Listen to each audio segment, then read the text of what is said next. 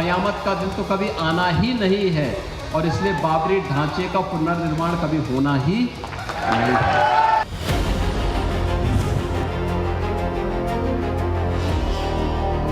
भारत का उनका बाप का एका नहीं है, लखनऊ नहीं है, ये यूपी नहीं है, ये बंगाल है। मैं यहाँ मस्जिद बना के ही छोड़ूंगा।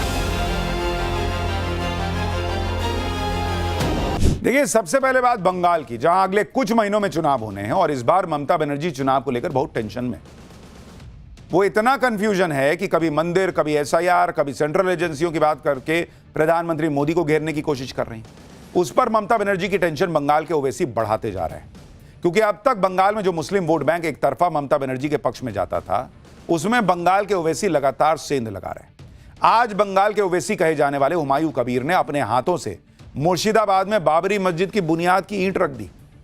बाबरी का काम शुरू करने से पहले बंगाल के ओवैसी हुमायूं कबीर ने करीब 1200 लोगों के साथ कुरान का पाठ भी किया। हुमायूं कबीर ने ममता बनर्जी को चुनाव में हराने का ऐलान किया। ऐसे में बाबरी की नींव रखने के दौरान मुस्लिम धर्मगुरुओं के साथ ही हिंदू धर्मगुरुओं को भी अपने मंच पर जगह दी। नींव मतलब नींव तो पहले उस दिन रख दिए थे, अब काम जो शुरू हो रहा है उसकी नींव रख दी है। बंगाल के ओवैसी ने ऐलान किया है कि मुर्शिदाबाद में यूपी के अयोध्या वाली बाबरी जैसी ही मस्जिद तैयार की जाएगी, जिसका एक मॉडल भी कुछ दिन पहले वो जारी कर चुके हैं। और जिस तरह बाबरी मस्जिद के लिए मुसलमानों की भीड़ जुट रही है, लोग भाई देख रहे हैं, ईंटा उठा उठा के ला रहे हैं कि इसी से बनाओ मस्जिद, उसने ममता बनर्जी की टेंशन बढ़ा दी। ममता बनर्जी बाबरी मस्जिद के लिए खोदे जा रहे गड्ढे में अपना मुस्लिम वोट बैंक दफन होता देख रही होंगी। बाबरी मस्जिद का मैसेज पूरे बंगाल तक पहुंचने लगा है और इसके लिए बंगाल के ओवैसी यात्रा भी निकालने वाले हैं। बाबरी मस्जिद की तस्वीर वाली टी शर्ट बांट रहे हैं, देख रहे हैं, टी शर्ट में फोटो छप गया है।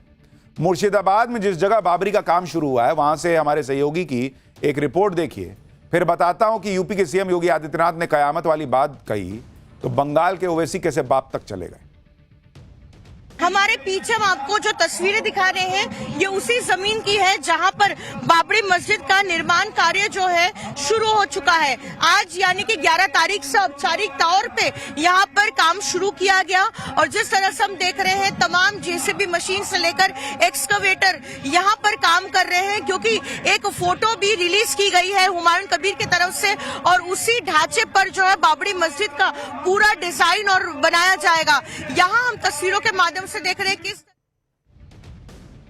यानी बाबरी मस्जिद बनाने का काम पूरे जोर शोर से शुरू हो गया है। आप ये भी देखिए कि मुर्शिदाबाद में बन रही बाबरी मस्जिद के लिए बंगाल के ओवैसी के समर्थन में भीड़ जुट रही है।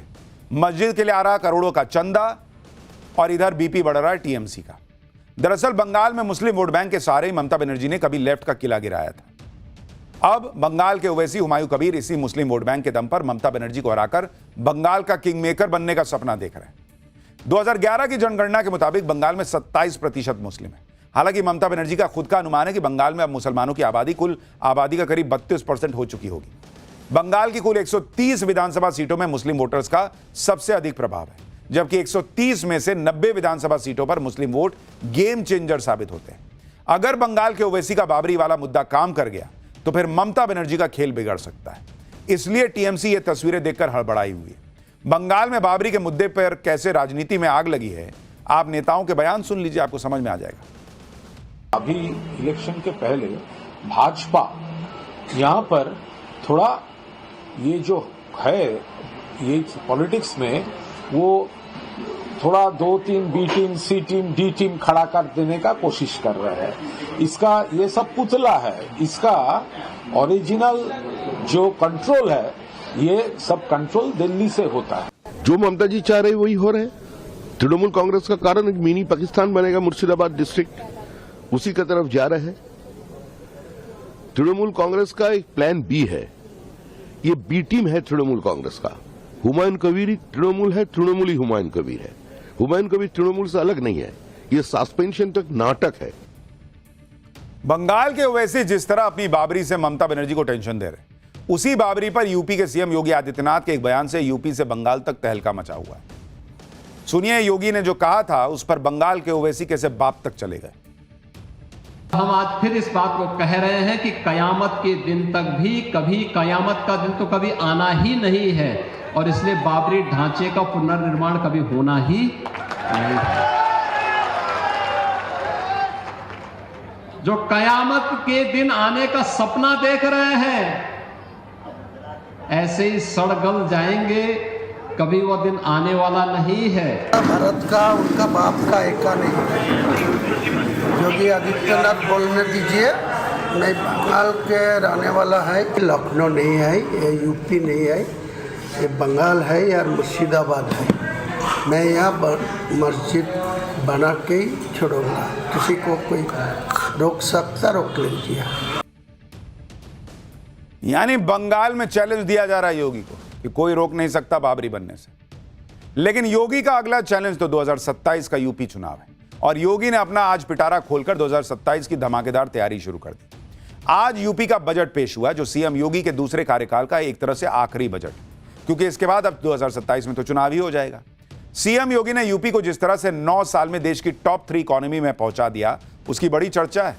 योगी सरकार के बजट के 10 बड़े ऐलान आपको बताता हूं। 34,000 करोड़ का नॉर्थ ईस्ट कॉरिडोर बनाने का ऐलान, जो गोरखपुर को डायरेक्ट सहारनपुर से जोड़ देगा। केंद्र सरकार की तर्ज पर यूपी में 7 नए स्मार्ट सिटी बनाई जाएंगी। कौशल विकास ट्रेनिंग देकर 10 लाख युवाओं को रोजगार देने का ऐलान किया गया है। 10वीं और 12वीं की मेधावी छात्राओं को फ्री में स्कूटी देने के लिए 400 करोड़ का बजट आवंटित किया गया है। गरीब लड़कियों की शादी के लिए 51,000 की जगह अब 1 लाख रुपए दिए जाएंगे। पीपीपी मॉडल पर 14 नए मेडिकल कॉलेज खुलेंगे। 18 जिलों में स्पोर्ट्स कॉलेज बनेंगे। पशुपालकों के लिए छुट्टा गोवंश के रखरखाव के लिए 2,000 करोड़ रुपए का फंड जारी किया जाएगा। छात्रों को फ्री टैबलेट और स्मार्टफोन के लिए 2374 करोड़ रुपए का बजट रखा गया है। मेरठ, मथुरा, वृंदावन और कानपुर में विकास के लिए 800 करोड़ रुपए खर्च होंगे। शहरों में काम करने वाले कामगारों के लिए लेबर अड्डे बनेंगे, जिनमें रहने का भी इंतजाम होगा।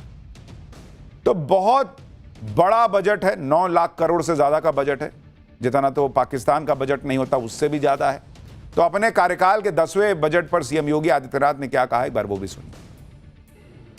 9 वर्ष में ये हमारी सरकार का 10वां बजट है और पहली बार हुआ है जब किसी मुख्यमंत्री को 10वां बजट प्रस्तुत करने का अवसर प्राप्त हुआ है यूपी जैसे राज्य में। इससे पहले कभी नहीं हुआ। ये विदाई बजट है और साथ ही साथ इसके भाजपा की विदाई भी तय है।